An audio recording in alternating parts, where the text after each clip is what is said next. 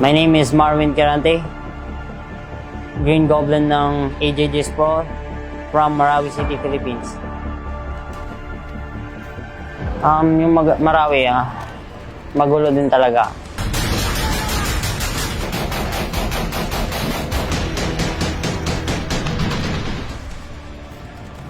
Pumunta yung pinsan ko sa Marawi like 2013, 14, gano'n. Dahil may laban siya doon. So, nung pumunta siya doon, medyo nagustuhan ko yung ano niya dahil siyempre lumalaban siya. So, yun, nadala din ako na yung maranasang lumaban. Hanggang doon, nakarating na ako ng Maynila. So, ako lang mag-isa. May kilala kasi ako sa Batangas na nagtuturo din ng jiu-jitsu. So, yun, lumayas ako sa tito ko. Trabaho muna ako sa mga palengke, nagbubuhat, para makaraos lang sa pang-araw-araw. Kung hindi ko nakilala yung MMA, malamang nasalin ako sa grupo ng mga terorista.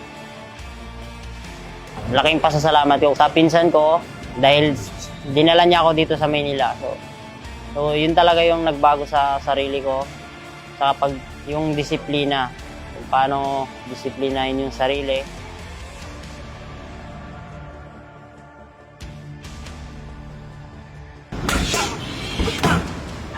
Pinaghahandaan ko yung paparating na laban ko ngayon, kaya ang message ko lang kay Kusawin, pagandahan niya rin ako. I hope na nagtitraining naman siya dahil may mentor siya na champion, nandun lahat ng mga champion. Pero siyempre, fighter ako, Marawi boy ito. Hindi ito magpapatalo.